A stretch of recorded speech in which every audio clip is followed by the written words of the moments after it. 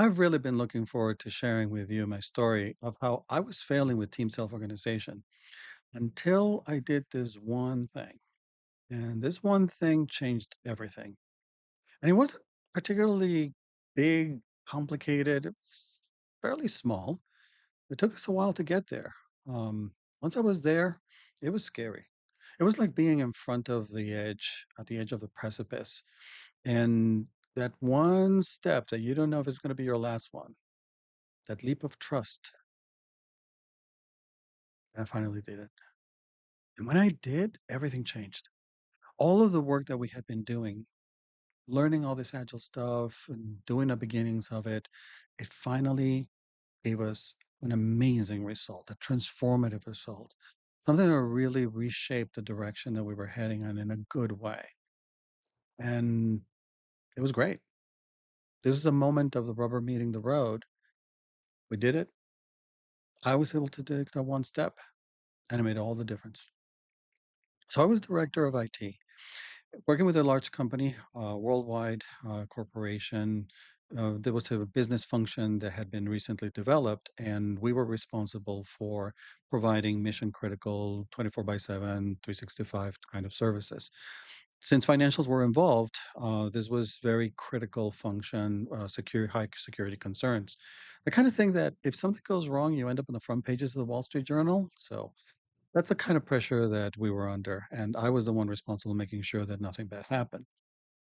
So with that setup and that pressure, I had built a team from the ground up that was a team. Amazing professionals, incredible expertise, and the level of professionalism and work ethics, they just got things done. They were amazing. And everybody in the company recognized that. We earned really good reputation, demonstrated that we could deliver what the business needed. So as we were growing and we have all the success, it became very clear that the demands, the needs of the company were exceeding our team's capacity to be able to deliver. I had a conversation with senior leadership. They agreed, and they reminded me that up until this point, we had only hired senior team members into the team. And moving forward, we needed to figure out a cost effective way of scaling this. Perfectly reasonable. And this was the moment to look at adding junior team members to be able to grow the team. So we set off to hire, found really really good people, great mindset, and eagerness to learn things, which is exactly what we needed in order to be able to develop them to a level where the team could handle anything that we needed. Talking to leadership and talking to my team, I did everything that we needed to do from an ATCO perspective and setting up this period of change. And we were very clear that what we needed to do was remove any single points of failure, making sure that we had the proper coverage, that people could actually go on vacation and not work extra hours and keep a work-life balance in order to deliver the services without putting the business at risk. Everybody was very clear on this. We were all on board. We were ready to move forward and implement this. So the task was to scale the team up now that we had the team members. This was early on in my agile journey, so there was still all of that waterfall stuff circling in my head. And whether waterfall or agile doesn't matter.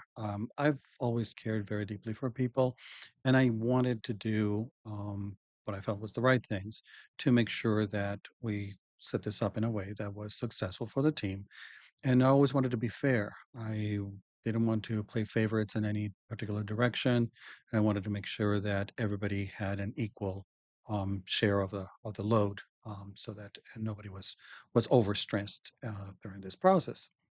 So, with all good intentions, I came up with all of these plans, and they all looked wonderful and great on paper and spreadsheets.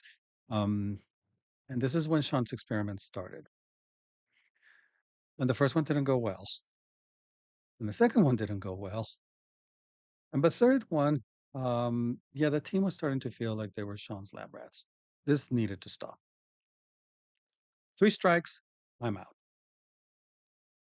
Continuing to do the same thing and expecting a different result was not going to work. So I needed to figure out what something else to do. And this is where the Agile stuff started whispering in my ear. Because Agile says to go to the team and ask the team. And this was a situation where they were directly impacted by whatever we did. So it made perfect sense. They were clearly stakeholders in whatever decisions we made. We had already taken steps. We had been on the Agile journey. Again, this is at the beginning. And we had enough. We had good context setting. Our communications were good. And we were mindful in the delivery of our work and how we were working with each other, how we were communicating, very respectful of each other. There was a lot of trust. So we had a good foundation. I had already started on this journey of becoming a servant leader, and I had established a pull relationship with my team. They knew that they could come to me and ask me for help whenever they needed it. And I was always very happy to provide that in whatever way was possible.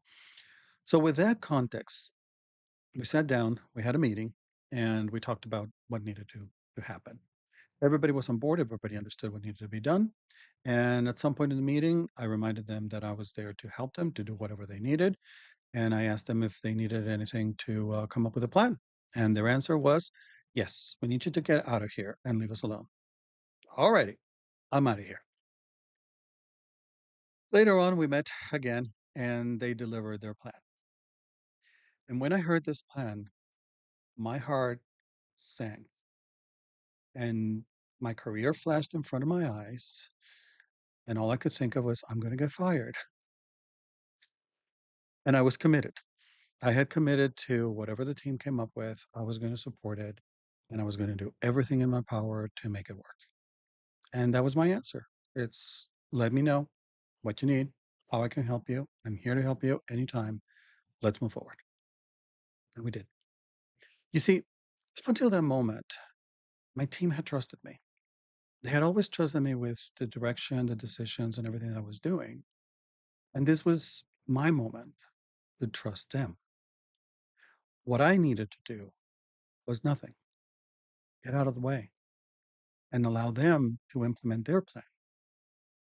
Now, you don't do this overnight, the first day that you're trying this agile stuff. That's setting up a team to fail.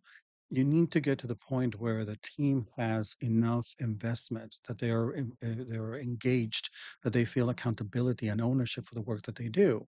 And once you're there, now you're in a good position to ask them, start asking them, and start letting them define how things need to move forward because they've now reached a point where they can make those decisions. They've learned how to make decisions for themselves that have a direct impact on them, and they understand that those impacts have consequences for the team, for the company. Now that they're ready, all that we need to do is to trust and let go. And I did, and it worked. It was amazing. All of a sudden, the team was able to really flourish and really deliver the best work that they were able to deliver. So, what was this crazy plan that they came up with? The last thing that I would have ever done. I would have never gone down this path. So, what they figured was that they would split the work and all of the difficult, the complicated, the challenging stuff, the seniors would do it. And all of the simple stuff, the really manageable stuff, all of the juniors would do it. This didn't make any sense to me. Like, I'm going to end up with a fractured team. And the moment that one of the seniors is out on vacation or whatever, we're not going to be able to handle whatever happens. This was exactly what I didn't want to end up with. And again, I was committed and we moved forward. At first, things stabilized. And because the juniors were there, they were able to take on a lot of the things that for a while they had to be ignored. We didn't have the capacity. So they were able to clean that up, to get things up to speed, and to relieve some pressure points that were distracting the seniors from what they needed to do. The seniors, in turn, not having to worry about the juniors being put into difficult positions that they couldn't handle, they were able to just focus on solving the tough problems as they were coming, which of course they loved. That's what they like doing. They like solving tough problems. So they were having a good time, and the juniors were feeling good that they were contributing something that was relieving the seniors, and there was things that they were able to deliver things that were useful and helpful. And as we relieved the pressure, then the seniors started taking the juniors under the wing in a mentorship type relationship. The juniors understood that they were there to help the seniors, and they were happy doing that. And as the seniors started bringing in them on the tougher problems, giving them bite-sized chunks to solve on their own, it stretched them to learn more, to go deeper into the support that was needed, the technical expertise that they needed to develop, figure it out, and that started raising their technical and confidence expertise. They started becoming confident in what they were doing, and that was a self um, perpetuating positive feedback loop that delivered a lot of excitement in doing the work. Work became fun. Yes, we had a very critical and very dangerous job. Everybody was always very aware that we could end up on the front pages of the Wall Street Journal, and we were having fun. For me, it was fantastic because I had to do less management, and whenever I needed to do any management, it was useful stuff, not crazy stuff that was just making people uncomfortable. And I was able to focus more on leadership. And this was where I was able to provide the best support and the best direction for the team, for the company, for our customers. So I was happy because I was dealing with really fun things that I was responsible for. And my team was happy in the same way, and the company was happy, the customers were happy. This is exactly what we needed, and it allowed us to grow.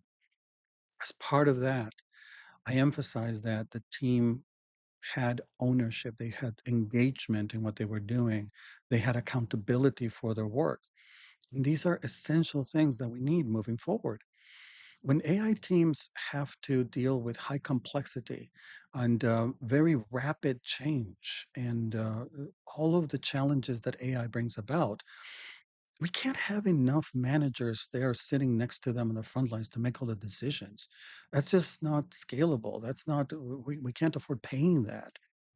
We need team members to be empowered and to feel confident that they can do it, to be prepared to do it. Agile has shown us how to do that, and that's exactly what we need moving forward. So, this experience really prepared me for what comes up next. And in the same way, it can help you and whatever comes up next for you.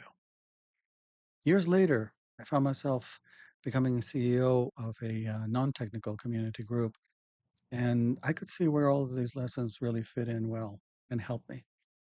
And if you want to master this self organization stuff too, I've already produced many videos on this. I've got in the description a list of 12 of them that are related to this video today that connect all the dots. Or you can click on one of these videos and I'll see you there and I'll tell you all about it.